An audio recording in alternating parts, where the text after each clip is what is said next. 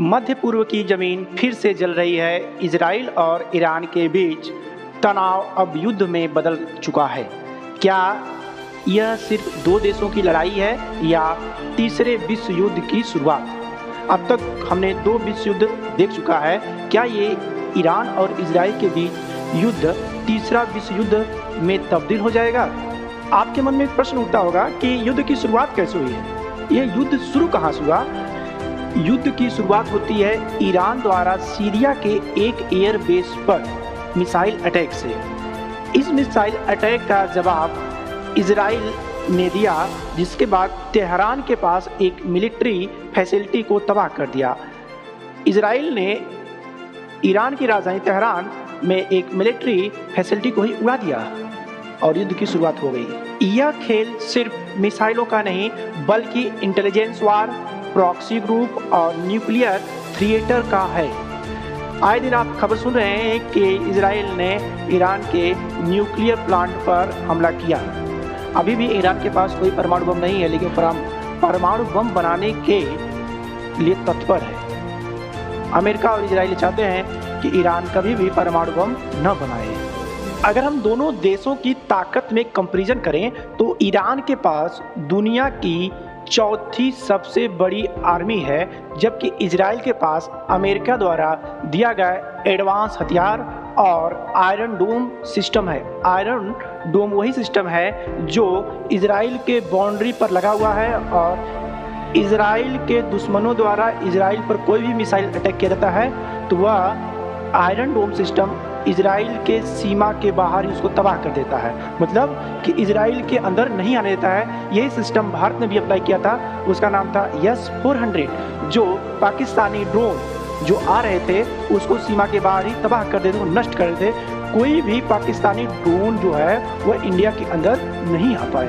वही system Israel के पास है। इजराइल के पास एक और बहुत अच्छी चीज़ है, उसका नाम है साइबर सिस्टम।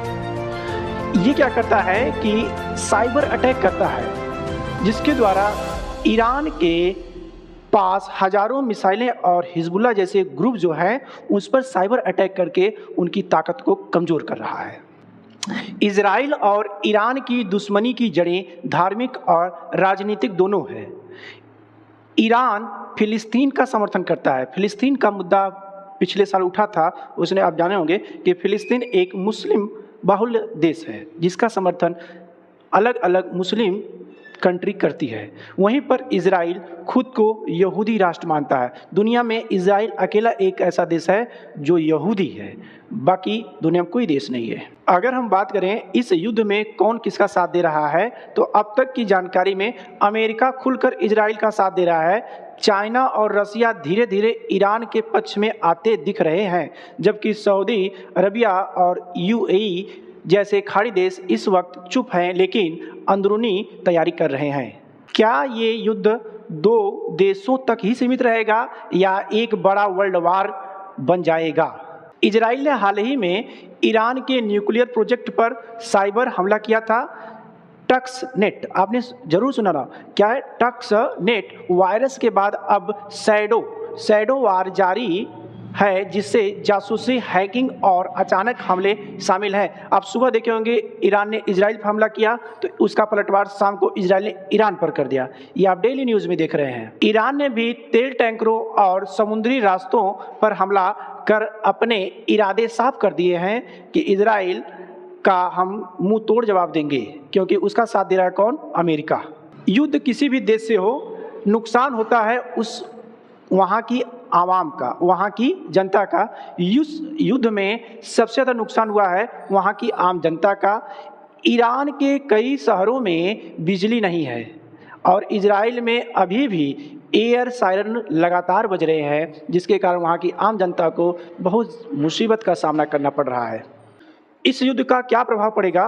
तो तेल की कीमत बढ़ेगी, शेयर मार्केट गिरेगा और भारत भी इस तनाव का असर महसूस करेगा, क्योंकि हम जानते हैं कि हमारा जो भी कच्चा तेल आता है जिससे डीजल पेट्रोल बनता है वह ईरान और खाड़ी देशों से आता है। दोनों के बीच इसमें बहुत भारी संकट चल रहा है, जिसके कारण तेल की कीमतों में उछाल आने वाला है। इजराइल और ईरान के बीच चल रही ये लड़ाई दुनिया को कहाँ ले जाएगी ये कोई नहीं जानता, लेकिन एक बात तय है, अगर ये युद्ध नहीं रुका तो तीसरा विश्व युद्ध सिर्फ किताबों की कल्पना में नहीं रहेगा, आप हकीकत में तीसरा विश्व युद्ध देखेंगे। जानकारी अच्छी लगी हो तो वीडियो को लाइक कीजिए, शेयर करें और कमेंट करें नो टू वर्ल्ड वार, और सब्सक्राइब करें निखिल मॉनिटर चैनल को, जहां पर सच मिलता है सीधा। धन्यवाद।